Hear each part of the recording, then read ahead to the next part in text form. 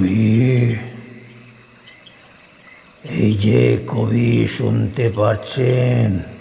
কে কে ডাকলো আমায়? এই যে আমি আমি ডাকলাম আপনাকে। আলো আর অন্ধকারের দ্বন্দ্বে ভরা এই সময় আপনার মুখ আমি ঠিক মতো দেখতে পাচ্ছি না, ততএব চিনতেও পারছি না। আলো, আলো অন্ধকার নয়, ধোঁয়ার ধুলোয় ভরা এই অস্তরাগ। সবকিছুই যেখানে অস্পষ্ট সেখানে কেমন করে দেখতে পাবেন আপনি? আমাকে না হয় পরেই চিনবেন, তবে আমার কিছু জিজ্ঞাসা আছে আপনার কাছে। আপনার কি দুদণ্ড সময় হবে কবি? হ্যাঁ, নিশ্চয়ই, কেন সময় হবে না? আমি যে অনন্ত অবসরের প্রাণী। শুনেছি আপনি কবি মানুষ, তাই আপনার কিছু কবিতাও হাতে নিয়ে দেখেছি। কিছু অতুলনীয় আর কিছু কবিতা কবিতা বলে মনে হয়নি আমার। দেখুন, আমাকে কবি বলে ডাকবেন না, অস্বস্তি বোধ হয়। এ আপনার অশেষ বিনয়, কিন্তু ভিতরে ভিতরে আপনি কবি। কিন্তু আপনি যে বললেন কবিতা, কবিতা না মনে হওয়ার কারণ? ভাষা। অহেতুক অশ্লীল শব্দ চয়ন করে মানুষকে আকৃষ্ট করতে চেয়েছেন। হ্যাঁ, কিন্তু অশ্লীল শব্দটা তো ধ্রুবক নয়, সময়ের সাথে সাথে এর পরিবর্তন ঘটে। আগে যেটা অশ্লীল মনে হতো আজ সেটা শ্লীল, বৈধ। আজ যেটা অশ্লীল কাল সেটা নাও হতে পারে। এজন্যই লোকে কবি বলে আপনাদের। শুধু ছন্দে, বর্ণে, অলঙ্কারে নয়, শব্দের বিন্যাসও যারা নিজেদের অপরাধ আত্মগোপন করে রাখতে পারেন। উদ্ভূত পরিস্থিতিতে নিজেকে পবিত্র স্নানে মুক্ত করিয়ে নেওয়ার অদ্ভুত ক্ষমতা আপনাদের মধ্যে বিরাজমান।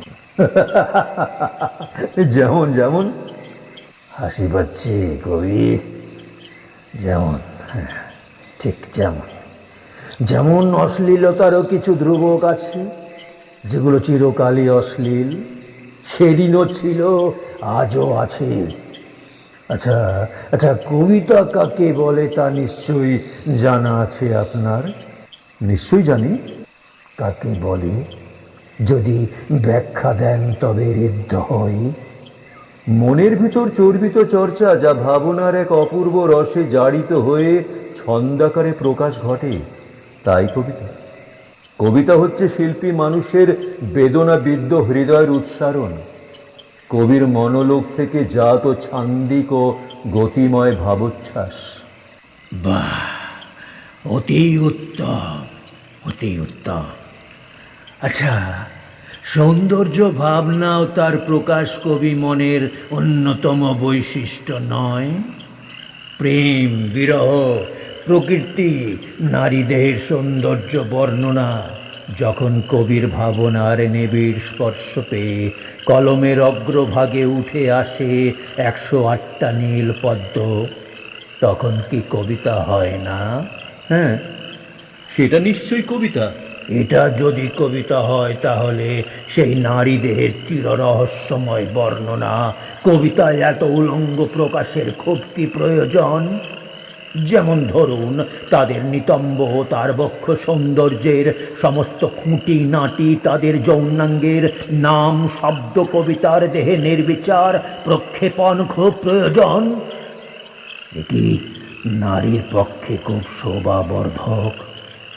শব্দ প্রয়োগে সংযম থাকবে না কোথাও?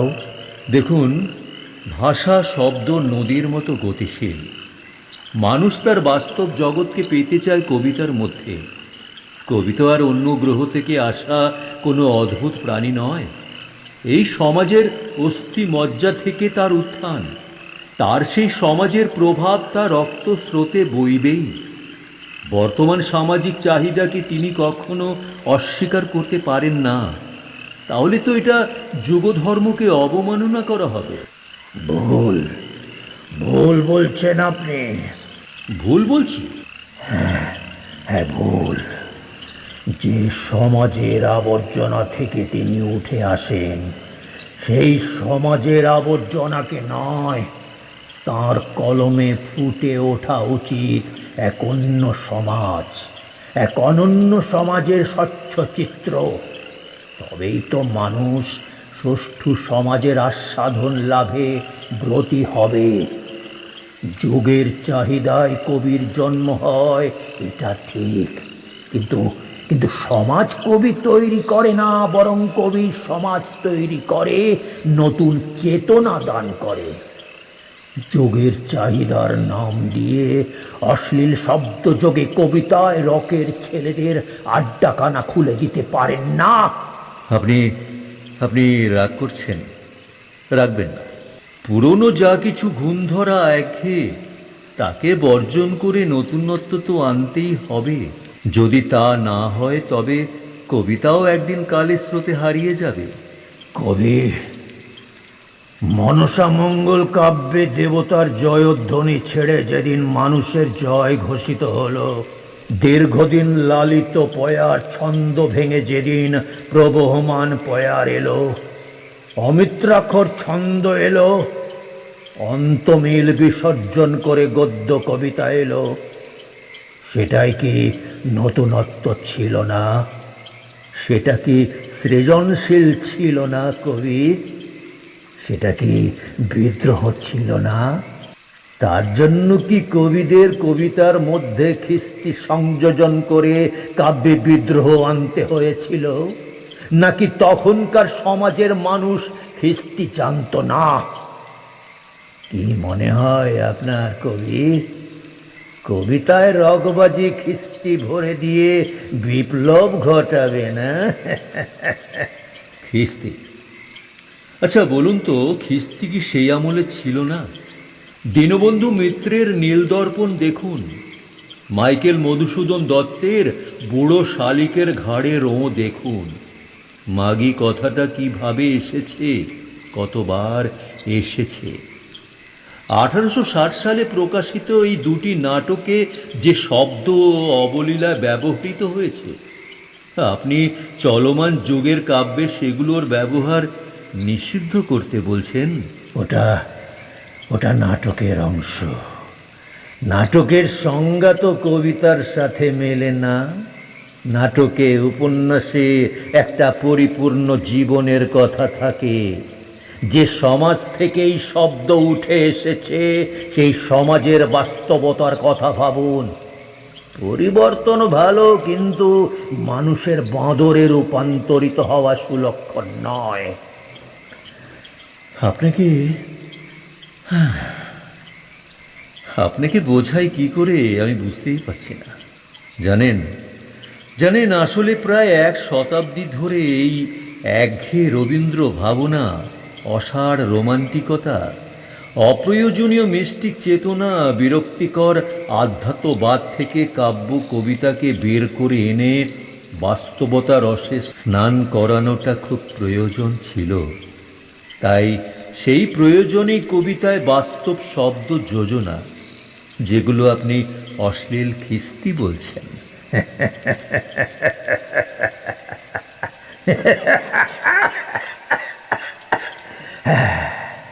তা কি মনে হয় সেই অসার রবীন্দ্র ভাবনা থেকে বেরোতে পেরেছেন কবি, নাকি তার ল্যাজ ধরে এখনো হাঁটছেন? দেখুন দেখুন চেষ্টা করছি আপ্রাণ। যে যুদ্ধ শুরু হয়েছে মোহিতলাল, নজরুল ইসলাম, যতীন্দ্রনাথ সেনগুপ্তের হাত ধরে, সেখান থেকে বিষ্ণু দে, অমিয় চক্রবর্তী হয়ে আজ অবধি, সেটা তো অবশ্যই ভালো দিক, এর বিরোধিতা করছি না, কিন্তু কিন্তু কিন্তুটা আমি জানি। খিস্তি কিছু মনে করবেন না, এগুলো বড়ই প্রাসঙ্গিক। চরম ভোগবাদ আর অবক্ষের যুগে এই শব্দ। কবি কবি সে সময় ভারত বিদেশি শাসনাধীনে দুটো বিশ্বযুদ্ধ পার করে এসেছে। চারিদিকে মহামারী, রক্তপাত, অনাহার, বিশৃঙ্খল পরিস্থিতি, মানবতার সমূহান বিপর্যয়, জাতি দ্বন্দ্বে রক্তস্নাত ভারতবর্ষ। সমাজের এই নিষ্করুণ পরিস্থিতিতে এই নিদারুণ অবক্ষয়কে প্রকাশ করতে নজরুলকে কোথাও কি অশ্লীল খিস্তি প্রয়োগ করতে হয়েছিল? নাকি সেই ভারতের থেকে এই বর্তমান ভারতের সামাজিক পরিস্থিতি আরো খারাপ? না, তা ঠিক নয়। তবে তবে কোনটা ঠিক? একটা মিথ্যা অবক্ষয়ের চেতনাকে তুলে ধরে মানুষকে বিপথে চালিত করা, রণক্লান্ত মানুষকে একটু স্বস্তির বাণী না শুনিয়ে সারাক্ষণ অবক্ষয়ের ভয় দেখানো। আপনারা তো ব্যবসাদার নন যে মানুষের প্রাগৈতিহাসিক অন্ধকারের নিম্নগামী চাহিদাটা বুঝে তেমনি কবিতা লিখবেন এবং রাতারাতি বিখ্যাত হবেন। আর এটা যদি আপনাদের অভিষ্ট হয়, তাহলে বাংলা সাহিত্যে আবার ঘন অন্ধকার আসছে, এটা জেনে রাখুন। নাগরিকের রুচি অনুযায়ী কবিতা বদলাবে না। কবিতার ভাব, ভাষা, সৌন্দর্য নাগরিকের রুচিকে বদলে দেবে।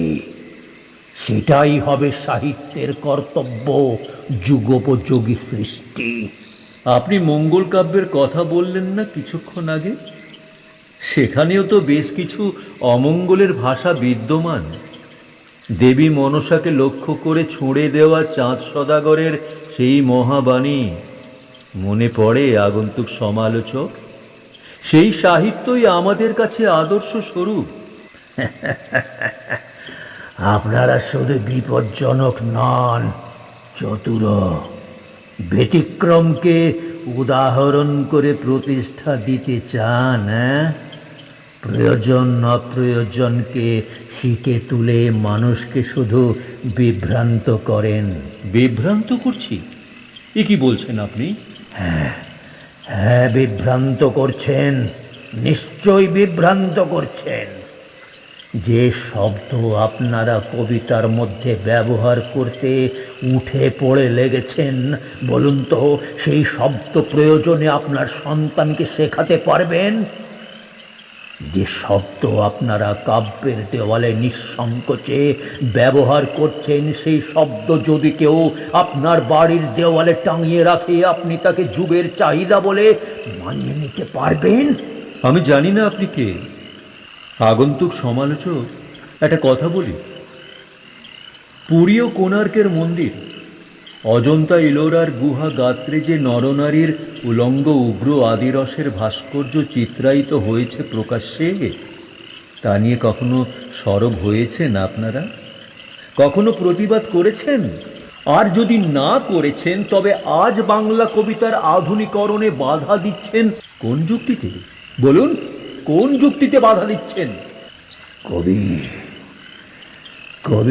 সেটা ইতিহাসের একটা মলিন পাতা, একটা অর্বাচীন অধ্যায়। তারও উল্লেখযোগ্য কারণ আছে কবি। তখন ওটাই ছিল মানুষের মধ্যে মিলন ইচ্ছা গড়ে তোলার একমাত্র মাধ্যম। এখন কি তার প্রয়োজন আছে কবি? যদি নিজে মানিয়ে নিতে না পারেন, তবে অকারণে কাব্যের সৌন্দর্য নষ্ট করছেন কেন? সেই দুর্দিনেও সাহিত্যে এসেছে জাপান যাত্রার পথে জাপানের ডায়েরি। জাপানের উৎকর্ষ, জাপানিদের দেশপ্রেম আমাদের জাতির মধ্যে নিতে চেয়েছিল। আর আজ আপনারা কবিতায় লিখছেন জাপানিতে। যে দৈব ত্রিশূলে ভবানীর শক্তি অঙ্কিত হয়েছিল, সেই ত্রিশূলে আপনারা পরিয়ে দিচ্ছেন। উচ্চারণ করতে সংকোচ হচ্ছে আমার। কবিতা বিক্রি করা আর মানুষকে কবিতা খাওয়ানোর এক উচ্চ ভাবনা। আচ্ছা, আমি বুঝতে পারছি না আপনাকে কেন এর জবাব দিতে যাব। বলুন তো, এটা তো একজন শিল্পীর অধিকার। হ্যাঁ, তা ঠিক। কুতুব মিনার তৈরি করাও শিল্প, আর পায়খানা ঘর তৈরিও শিল্প। সেই চর্যাপদ থেকে হাজার বছর ধরে নিরলস পরিশ্রম আর সাধনার ফলে আমাদের বাংলা সাহিত্য বিশ্বের দরবারে পৌঁছেছে, আলোচিত হয়েছে। আজ তার অধঃপতনে অন্তরে একটা নিদারুণ কষ্ট হয় বইকি। শুনবেন না জানি, তবু আমার একান্ত অনুরোধ, সুশীল শব্দ প্রয়োগে ভাষা চর্চা থেকে কাব্য পাঠ হোক। এভাবেই বাংলা সাহিত্যের আকাশ অনেক নক্ষত্রের আলোকে আলোকিত হয়েছে। যোগ ধর্মের নাম দিয়ে সেই আলোকিত আকাশকে অন্ধকারে ডুবিয়ে দেবেন না, তাকে কলুষিত করবেন না। আমি ক্লান্ত, পরিশ্রান্ত, ব্যথিত। শুধু এটুকুই আবেদন, আমি আসছি, আমি আসছি, আমি আসছি। মানুষটা উল্টো পথে হাঁটা দিলেন। আমি অবাক দৃষ্টিতে তাকিয়েছিলাম তার গমন পথের দিকে। হঠাৎ দেখলাম ওনার মাথার চারিদিকে একটা আলোর বলয় বিচ্ছুরণ। একটা সুগন্ধ ভরে দিয়ে গেল চারদিক। পরক্ষণে বুঝলাম উনি আর কেউ না, স্বয়ং রবীন্দ্রনাথ ঠাকুর। তার ফেলে যাওয়া চরণ চিহ্নের ধুলো মাথায় ধারণ করলাম। হঠাৎই আমার ঘুম ভেঙে গেল। দেখলাম সকাল হয়ে গেছে, একটা নতুন সকাল, কাব্যের সকাল, একটা পূর্ণ সকাল, একটা পূর্ণ সকাল।